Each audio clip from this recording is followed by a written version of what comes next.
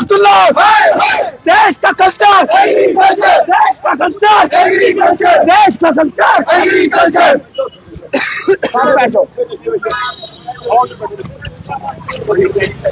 Student union जिंदाबाद, student union जिंदाबाद, देश का कल्चर, एग्रीकल्चर, देश का कल्चर, एग्रीकल्चर, देश का कल्चर, एग्रीकल्चर। मेरे बताओ क्या क्या मुद्दा लेके आए? देखिए, मुद्दा ये है कि देश का, हमारे JNK का जो एग्रीकल्चरल टेक्नोक्रेट है वो आज खास रूप से मानसिक रूप से ग्रस्त हो चुका है। देखने में हम चाहे स्वस्थ लग रहे हैं, लेकिन सरकार ने जो 20 साल से जो हमारा शोषण किया है, आज बच्चे इतने परेशान है मेंटल एगनी में कि आज हमारे को सड़कों पे इस तरह से जुलूस निकालना पड़ रहा है। SRO 442 ने हमारे बच्चों का भविष्य जो है वो अंधकार में डाल दिया।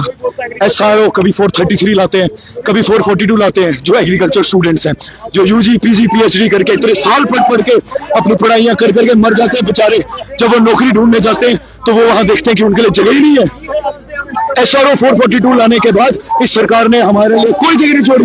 100% प्रमोशनल ग्राउंड पे नौकरियां रख ली और रिक्रूटमेंट बेसिस पे नौकरियां इन्होंने बिल्कुल बंद कर दी। नॉन गेजेटेड की बात कर रहा हूँ। गेजेटेड में 80% 20% कर दिया, जहां 80% प्रमोशनल ग्राउंड पे है और 20% सिर्फ रिक्रूटमेंट ग्राउंड पे है। क्या ये इंसाफ है? देश का नौजवान, देश का एग्रीकल्चरल टेक्नोक्रेट इतना काबिल है। आप एक जगह बात करते हैं डबलिंग द फार्मर इनकम की, आप एक जगह बात करते हैं भारत देश की GDP और इंडियन इकोनॉमी की बैकबोन एग्रीकल्चर है, और आप किसानों के साथ और एग्रीकल्चर टेक्नोक्रेट्स के साथ ये शुरू करते हैं।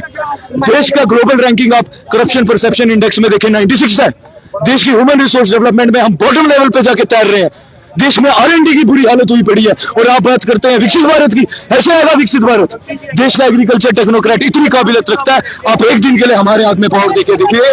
मैं बताता हूँ इनको कैसे शासन किया जाता है, मैं बताता हूँ इनको कैसे GDP को कैसे हमारा देश यहाँ पे करप्शन परसेप्शन इंडेक्स में अच्छा रैंक ला सकता है।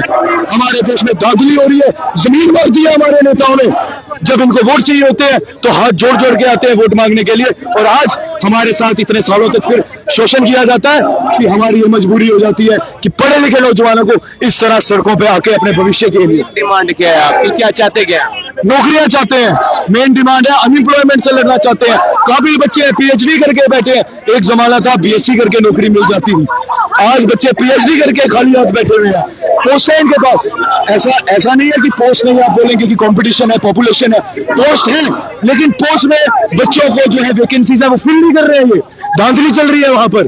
SRO में बार बार बोल रहा हूँ 442 में इन्होंने 100% प्रमोशनल बेसिस पे जॉब्स को कर दिया गया है। एग्रीकल्चर जॉब्स की बात कर रहा हूं मैं।